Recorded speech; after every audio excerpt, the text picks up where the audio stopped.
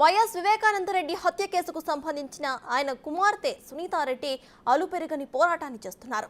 తన తండ్రి హత్యలో కుట్రదారులు నిగ్గు తేల్చి వారికి చట్ట ప్రకారం తగిన శిక్ష పడేలా చేసేందుకు సుదీర్ఘ ధర్మ పోరాటాన్ని సాగిస్తున్నారు. ఈ కేసు విషయంపై పలు విషయాలు వెల్లడించేందుకు ఆమె ఇవాళ ఢిల్లీలో ప్రెస్ మీట్ను నిర్వహించబోతున్నారు.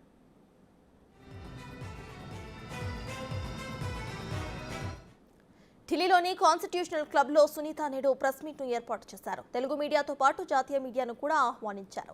ఉదయం 11 గంటలకు ప్రారంభమయ్యే మీడియా సమావేశంలో తన తండ్రి హత్యలో కుట్రదారులెవరనే విషయంలో పాటు కొన్ని కీలక డాక్యుమెంట్స్ను కూడా ఆమె బహిర్గతం చేసే అవకాశాలు కనిపిస్తున్నాయి. ఇక తన తండ్రి హత్య జరిగి 5 ఏళ్లైనా కూడా ఇంతవరకు దోషులెవరో తేలకపోవడంతో సునీత తీవ్ర ఆవేదనలో ఉన్నారు.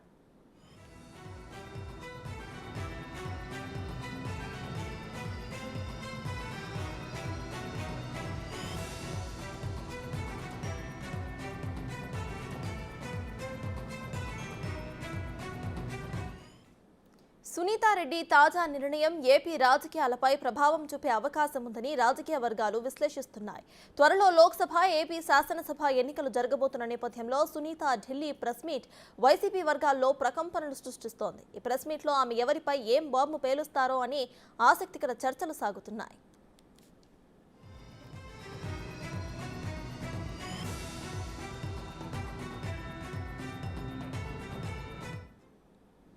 ఇదే విషయంపై పూర్తి డీటెయిల్స్ మా ప్రతినిధి శివ అందిస్తారు. శివ, చెప్పండి. ఇటు సునీతారెడ్డి అయితే వాళ్ళ కాన్స్టిట్యూషనల్ క్లబ్ లో ఒక ప్రెస్ మీట్ ను ఏర్పాటు చేసినట్టు తెలుస్తోంది. సో ఈ ప్రెస్ మీట్ లో ఆవిడ ఎటువంటి వాటిపై మాట్లాడే అవకాశం ఉందనుకోవచ్చు. ఇక ప్రెస్ మీట్ వైసీపీ కూడా కొంచెం కీలకంగానే చూస్తుంది అనుకోవచ్చు. సో దీనిపై మీ దగ్గర ఉన్న అప్డేట్స్ ఏంటి? ఈరోజు వైఎస్ వివేకానందరెడ్డి కుమార్తె సునీత నర్రెడ్డి ఈరోజు ఢిల్లీలో కాన్స్టిట్యూషన్ క్లబ్లో ఉదయం 11 గంటలకు తన తండ్రి మరణం వెనుక, హత్య వెనుక ఉన్న కారణాలేంటి, దానికి బాధ్యులు ఎవరు అనే దానిపై దాదాపు ఈ హత్య జరిగి కూడా 5 సంవత్సరాలు అవుతుంది. ఎగ్జాక్ట్గా గత ఎన్నికలకు ముందు, గతంలో 5 సంవత్సరాల క్రితం ఆంధ్రప్రదేశ్లో ఎన్నికలకు ముందే ఈ హత్య జరిగింది. మళ్ళా ఇప్పుడు ఎన్నికలు రాబోతున్నాయి. మరొక నెల రోజుల్లోనే, అంటే ఒక వారం 10 రోజుల్లో షెడ్యూల్ రాబోతోంది. నెల రోజుల్లోనే ఎన్నికలు కూడా ఆంధ్రప్రదేశ్లో ముగియబోతున్నాయి. ఈ సందర్భంలో ఇప్పటి వరకు నాకు న్యాయం జరగలేదు, న్యాయం చేయాలి అనేది ప్రజల కోర్టులోనే తెలుసుకునే విధంగా, ప్రజలకు తెలియజేసే విధంగా కూడా ఈ ప్రెస్ మీట్ ఏర్పాటు చేస్తున్నారు. అంటే ఈ కుట్రపూరితంగా జరిగింది హత్య. వైఎస్ అవినాష్ రెడ్డి ప్రధానంగా దీంట్లో నిందితుడిగా ఉన్నప్పటికీ కూడా అరెస్ట్ చేయడం లేదనేది ప్రధానంగా గతంలోనే అనేక మార్లు సునీత ఆరోపించారు. అంటే దీంట్లో ఇప్పటి వరకు ఎవరైతే ఆరోపణలు ఎదుర్కొంటున్నారో, నిందితులుగా ఉన్నారో వారందరినీ కూడా సిబిఐ వారందరినీ విచారించింది. గతంలో ఈ మర్డర్ జరిగిన వెంటనే అప్పటి ముఖ్యమంత్రి చంద్రబాబు నాయుడే ఈ హత్య చేయించారనేది ప్రధానంగా ఇటు వైసీపీకి సంబంధించిన పార్టీ నేతలందరూ కూడా, అగ్రనాయకులందరూ కూడా ఆరోపించారు. తదనంతరం పరిణామాలు అక్కడ అధికారంలో లేనప్పుడు సిబిఐతో విచారణ చేయించాలని జగన్ కోరారు. అధికారంలోకి వచ్చిన తర్వాత ఊస ఎత్తడం లేదనేది సునీత గ్రహించి అనుమానం వ్యక్తం చేసిన సునీత దానిపై విచారణ చేయించాలని కోరిన నేపథ్యంలో ఇక్కడ ఆంధ్రప్రదేశ్లో కడపలో సిబిఐ విచారణ చేస్తుండగా ఇటు సిబిఐ అధికారులపైనే వైసీపీకి సంబంధించిన నేతలు దాడులు చేయడం, తదనంతరం ఇటు సునీత తల్లికి కూడా బెదిరింపులు రావడం, వారి కుటుంబ సభ్యులకు బెదిరింపులు రావడంతో ఆంధ్రప్రదేశ్ నుంచి కోర్టు ఈ కేసును వేరే రాష్ట్రానికి మార్చాలని సుప్రీంకోర్టును ఆశ్రయించిన నేపథ్యంలో పలుమార్లు వాదనలు విచారించిన తర్వాత కడప సిబిఐ కోర్టు నుంచి, అంటే ఆంధ్రప్రదేశ్ సిబిఐ కోర్టు నుంచి తెలంగాణ సిబిఐ కోర్టుకు ఈ కేసును మార్చిన తర్వాత అనేక సార్లు విచారణలు జరిగాయి. ఎట్టకేలకు ఇటు అవినాష్ రెడ్డికి సంబంధించి ఆధారాలు కొంతమేర సేకరించినప్పటికీ అవినాష్ రెడ్డిని అరెస్ట్ చేయాలని వెళ్ళిన సందర్భంలో కూడా అక్కడ తన తల్లికి హెల్త్ ప్రాబ్లం ఉంది, ఆరోగ్య సమస్యలు ఉన్నాయి, దగ్గరుండి నేనే చూసుకోవాలి కాబట్టి ఇప్పుడు నేను విచారణకు హాజరు కావాలని తెలిపిన నేపథ్యంలో అలా వాయిదాలు పడుతూ వస్తున్నాయి. తర్వాత అరెస్ట్ నుంచి కూడా కొంతమేర వెసులుబాటు కల్పించారు. ఇప్పటికీ కూడా విచారణకు హాజరవుతూనే ఉన్నారు. ఇటు దస్తగిరి అప్రూవర్గా మారారు. గంగిరెడ్డి, అవినాష్ రెడ్డి తండ్రి భాస్కర్ రెడ్డి వీరందరూ కూడా దీంట్లో నిందితులుగా ఆరోపణలు ఎదుర్కొంటూ ఉన్నారు. గతంలో టీడీపీ హయాంలో మాజీ మంత్రిగా ఉన్న అమర్నాథ్ రెడ్డి కానీ, బీటెక్ రవి, ఇతర టీడీపీకి సంబంధించిన నేతలు అనేక మందిని సిబిఐ కానీ పోలీసులు కానీ విచారించిన పరిస్థితి కనిపిస్తుంది. కానీ గత 5 సంవత్సరాలుగా నేను న్యాయం కోసం పోరాడుతున్నాను, కానీ నాకు న్యాయం జరగడం లేదు. నిందితులు బయట రోడ్ల మీద ధైర్యంగా తిరుగుతున్నారు. తన తండ్రిని చంపిన వారికి శిక్ష పడే విధంగా కూడా చర్యలు తీసుకోవాలని అందరినీ ఇటు ప్రతిపక్ష పార్టీలకు సంబంధించి రాజకీయ నాయకులందరినీ కూడా ఆశ్రయిస్తూ ఉన్నారు. సుప్రీంకోర్టును ఆశ్రయించారు. అంటే మాకు కూడా భద్రత లేదనేది ప్రధానంగా సునీతారెడ్డి సుప్రీంకోర్టును ఆశ్రయించిన నేపథ్యంలో ఇటు సుప్రీంకోర్టుకు విచారణకు వచ్చే సందర్భంలో ప్రతి సందర్భంలో కూడా ఎయిర్పోర్ట్కి వెళ్ళి అక్కడ రక్షణ కల్పించి సుప్రీంకోర్టుకు తీసుకురావడం, మళ్ళీ ఎయిర్పోర్ట్కి వెళ్ళి వాళ్ళని దిగబెట్టడం కూడా సుప్రీంకోర్టు చేస్తూ వస్తుంది, వాళ్ళకి రక్షణ కల్పిస్తూ వస్తుంది. కానీ ఇప్పుడు ఎన్నికలు సమీపిస్తున్నాయి. ఎన్నికల ముందు గతంలో జరిగింది, మళ్ళీ ఇప్పుడు ఎన్నికలు సమీపిస్తున్నాయి, ఎన్నికలు జరగబోతున్నాయి. దాదాపు 5 సంవత్సరాలుగా నేను పోరాడుతున్నాను, కానీ దీంట్లో ఎటువంటి కదలిక లేకుండా, అంటే న్యాయం జరగడం లేదు.